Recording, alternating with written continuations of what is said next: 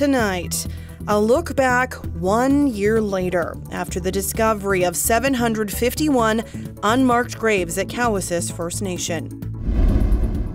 Also, Saskatchewan NDP members are getting ready to vote for their next leader this weekend. Plus, a kind-hearted initiative in Saskatoon that's helping people who have fled Ukraine. This is CBC Saskatchewan News.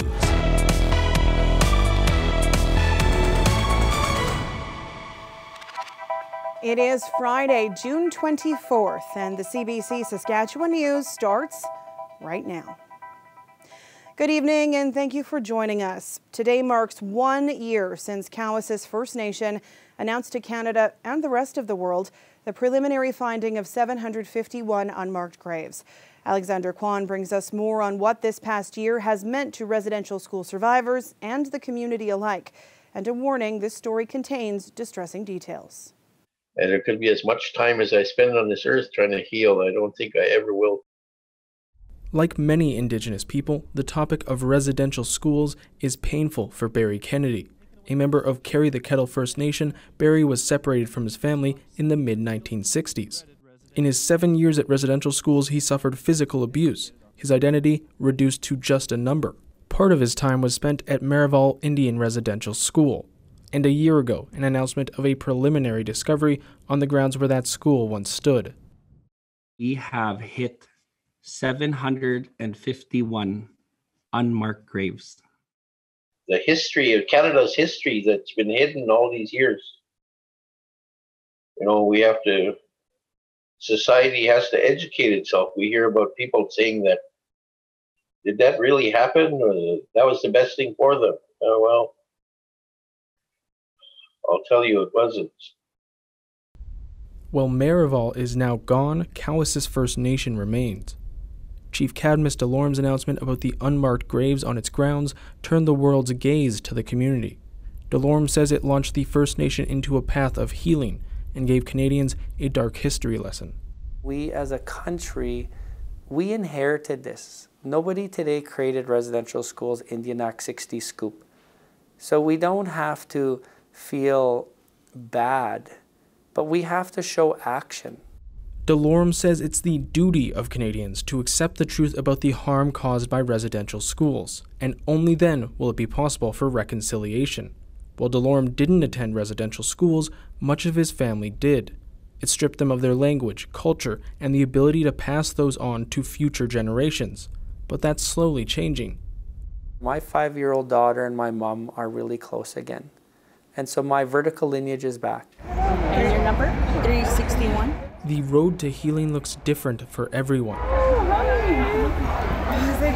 Charlotte Baldhead is a member of One Arrow First Nation. She's a 5th-generation residential school survivor and says it's been an emotional year since the unmarked graves discovery. But this week there was some light when she received her GED, or the equivalent of a high school diploma. And thinking back about my grandparents when they were in residential school, they didn't have that opportunity.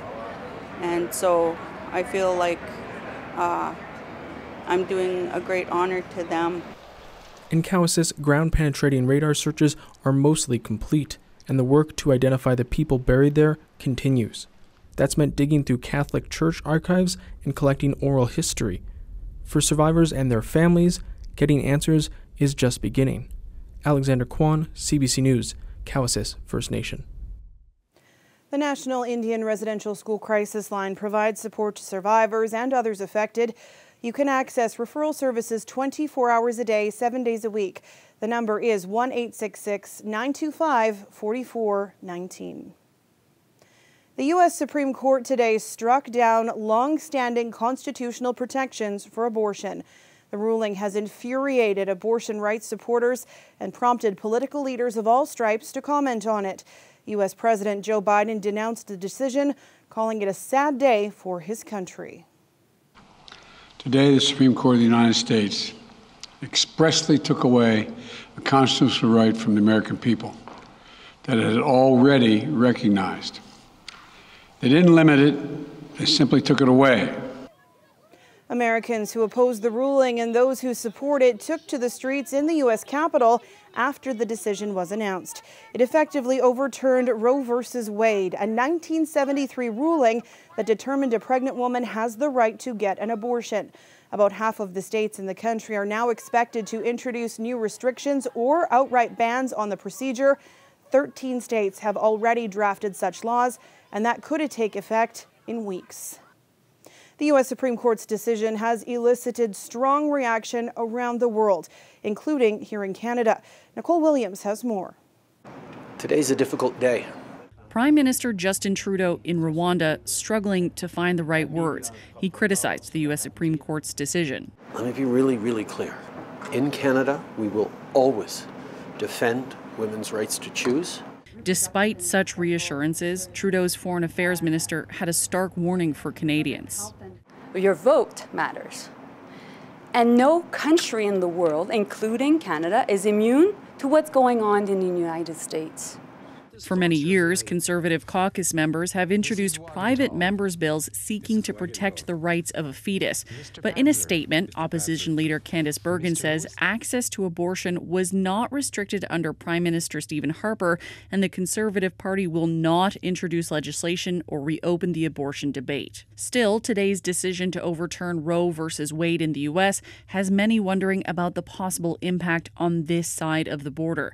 There is no law in this country that explicitly guarantees the right to access an abortion, but the procedure was decriminalized in 1988 as a result of a landmark case involving Henry Morgentaler, a physician who performed abortions. In terms of the legal analysis and the idea that Canada might take a page from the U.S. Supreme Court, I think the risk of that is fairly limited. Then there are those that are hopeful today's Supreme Court decision will create change in Canada, with anti-abortion advocates rejoicing in watching the tide turn.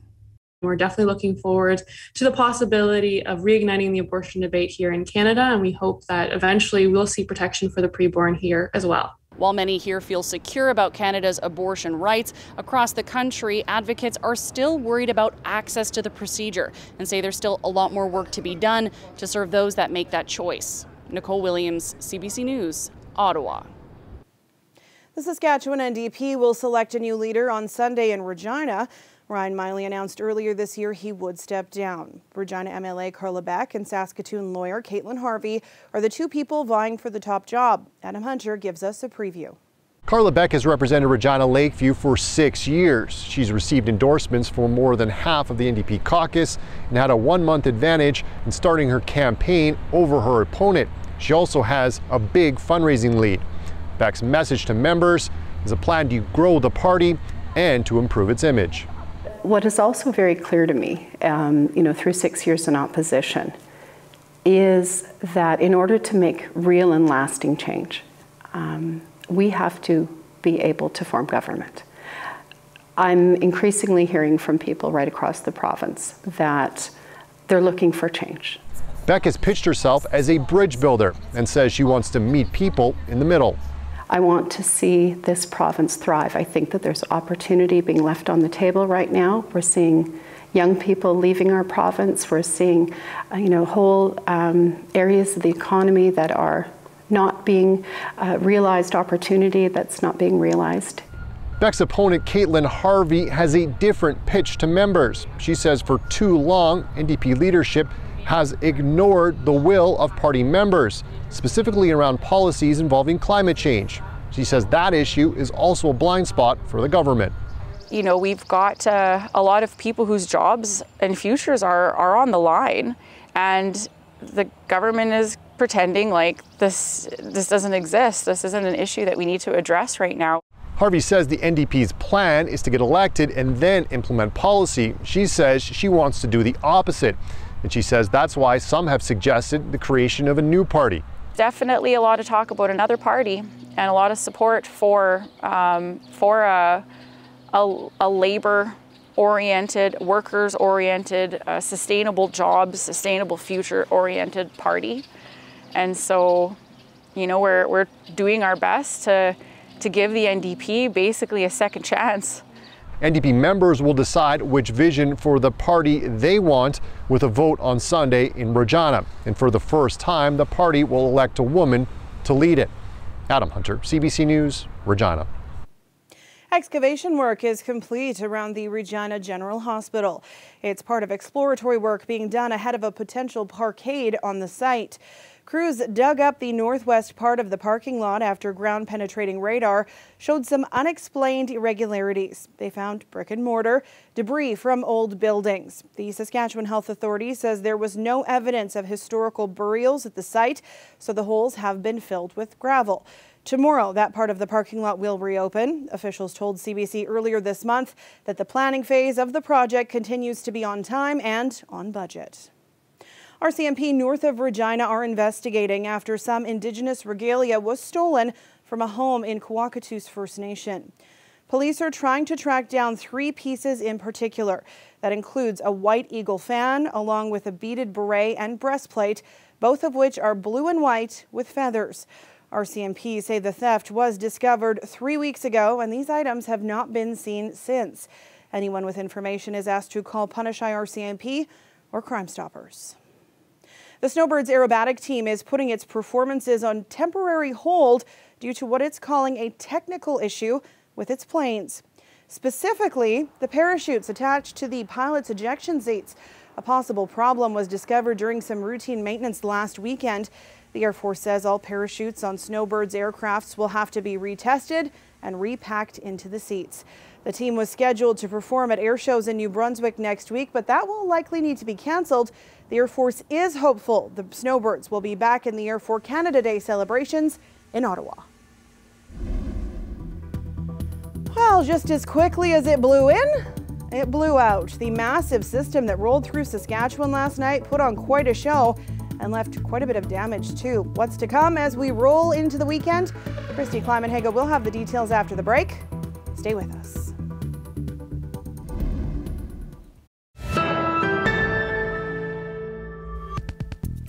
There are a lot of ways we can account for greenhouse gas emissions in the fight against climate change.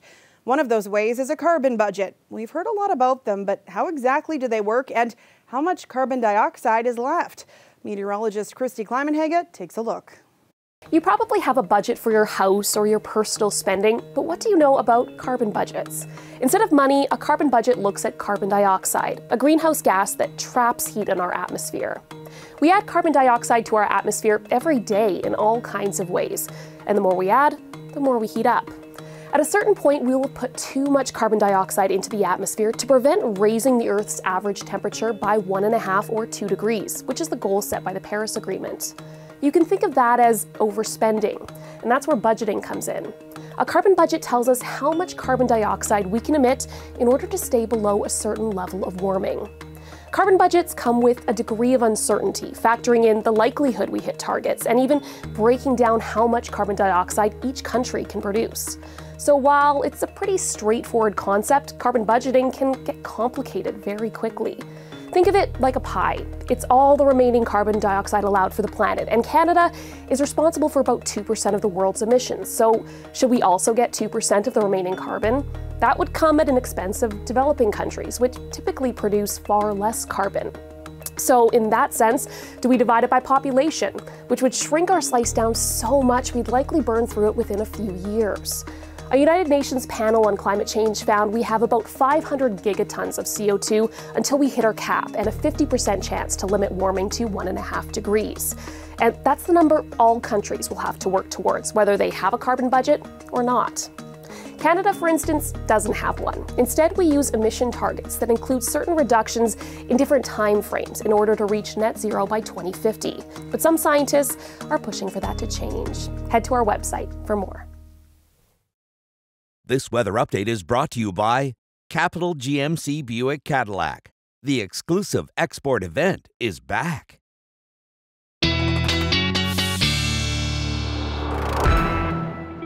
And and Christy joins me now. That was a wild storm last night. Many wild storms, Sam. It was quite an active evening. Across our radar picture, it was just lighting up with all of these thunderstorms, which were fast moving, but really packing a punch while they were overhead. Here's a look at some of the video that we've received from these storms, and it was really widespread where we were seeing all of that rainfall, wind, hail, and even a few tornadoes. Now, you're seeing Yorkton, where they saw a heavy downpour very quickly, local flooding, and also some hail. Environment Canada reporting golf ball-sized hail in the Yorkton area through those storms yesterday. Now, as you rolled across the rest of the province, more hail, a confirmed tornado near Moore, Saskatchewan, and EF0, but still quite the evening of severe weather. Now, taking a look at our radar today, it is a little quieter, but we're still seeing some action. We're seeing that low pressure system that brought all that stormy weather in yesterday still swirling overhead, and some bands of heavier precipitation through the province. Now, as you roll through the next 24 hours, those showers still continuing, but starting to weaken. We're going to start to clear out pretty quickly, and we're going to get into some nicer weather, especially by the end of the weekend, but still a little bit of showery conditions before we get there. As for our temperatures, as that rain was overhead, it has cooled us down quite a bit. That southeastern quarter still seeing pockets of warmer weather, but areas like Kindersley in the low double digits as that rainfall moved through. We even saw rainfall warnings a little further north towards Meadow Lake. So it has still been a cool, not the best day for getting outside really through much of the afternoon. As for our winds, they've been a little bit strong as well. Winds gusting to 40 kilometers per hour across most of southwestern Saskatchewan right now. Watch those winds continuing through tonight and even into the day tomorrow. In behind that system, that's what's happening as that system moves off to Manitoba. We're seeing those strong winds looping around the back, gusting to around 50 or 60 kilometers per hour even tomorrow morning. So something to keep in mind, a blustery start to the weekend and then things easing off as you move through the next couple of days. Now, as for our sky conditions, we are still seeing a little bit of that showery weather tonight, especially in central Saskatchewan, and in the eastern part of the province, still some rainy weather early tomorrow before we clear.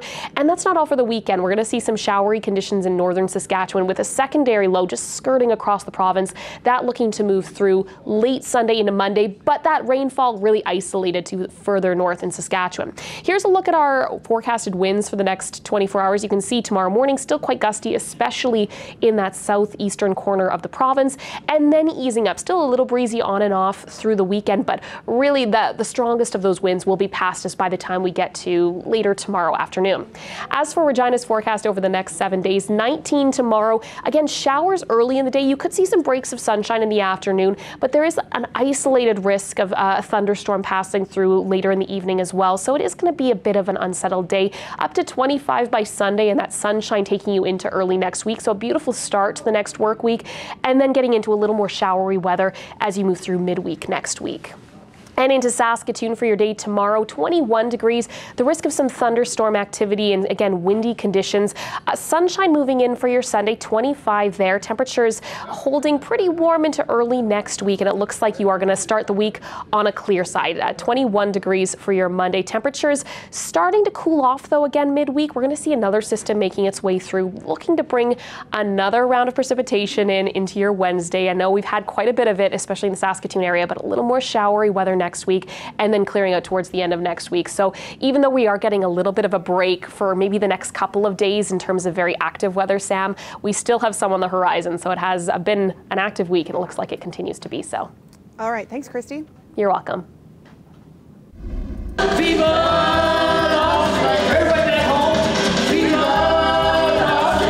After a little more conversation and a little more action, Elvis-themed weddings are back on the menu at some Las Vegas chapels. Several venues last month were left reeling after getting orders to cease their Elvis-themed wedding packages. But after reaching a deal with his estate, they will be allowed to continue using his likeness for a small fee. We'll be back after the break.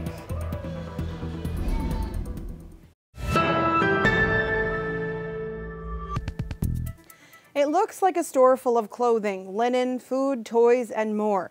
But every item, including the store space itself, is donated. It's all available for free to people who have fled Ukraine. The Saskatoon woman behind it says when Russia started its invasion, she knew she needed to help. It's called Bubba's Closet. Some had a suitcase and some had absolutely nothing, just the clothes they're wearing. I'm Nettie Chernatensky, and I'm the operator here of Baba's Closet.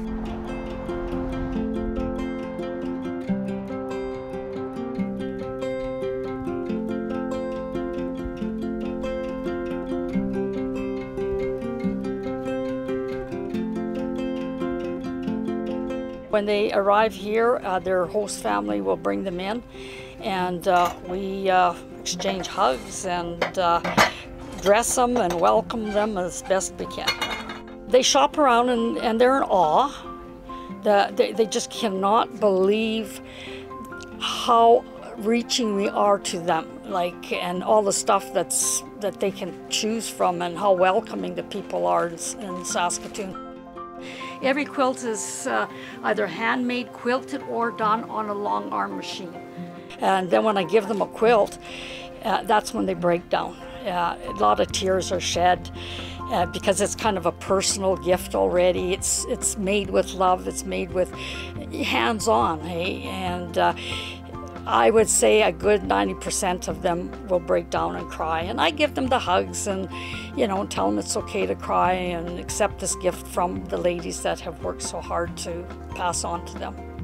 So this is where all the sorting goes on, and I have approximately 20 to 18 volunteers that come in. I needed something bigger because we were elbow to elbow in there, and I wanted to continue this, but how? And a person had come up that I do not know and said, you need a bigger space. And so from her to another friend, the two of them did some talking, and the other lady had approached me and said, I'm willing to give you a hand.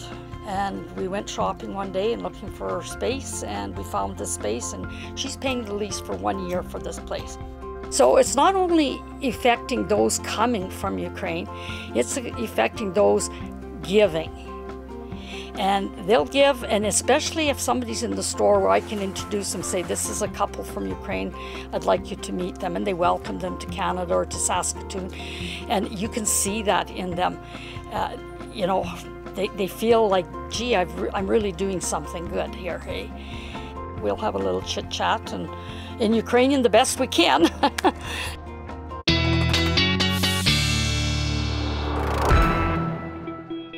And Christy is back with one last look at tonight's weather. And I'm still seeing a little bit of rainfall overnight tonight before that system finally clears out and gives us a little bit of a break from it. Here's a look at our forecast in Regina tonight. At 12 degrees at midnight, some showers. It looks like those showers building a little bit overnight, and you'll likely hang on to some rain into the morning hours. At 8 a.m., 10 degrees, and again, those showers and windy conditions. So a little bit of a blustery start to your weekend. In Saskatoon, 10 degrees, also a few showers here or there at midnight, but by tomorrow morning, already seeing that clearing up. You're going to see some breaks of sunshine, temperatures at 11 degrees, looking to rebound towards those lower 20s in Saskatoon through the afternoon. But then through the end of the weekend, that's when more heat will build in. It'll be better weather for getting outside, Sam. So a little bit of everything this weekend, but some okay outside weather as well. All right. Thanks, Christy. You're welcome. And before we leave you, Sandra Schmerler's teammates have been inducted into the World Curling Hall of Fame. The Saskatchewan-born Canadian women's curling team won 3 world championships in the 1990s. They also won the first ever women's Olympic gold medals at the Nagano Winter Games in 1998. Sandra Schmerler died of cancer in March of 2000 at the age of 36, and almost a decade later, she was inducted into the Hall of Fame. Now, Jan Betker, Joan McCusker, and Marcia Gutereit will be inducted along with their skip. The all-Saskatchewan-born team has been in the Canadian Curling Hall of Fame since 1999. And that is it for us this week. You can find more news on our website or YouTube channel. Up next, the Stanley Cup could be awarded. Colorado just 1 win away. Thanks for watching. Have a great weekend.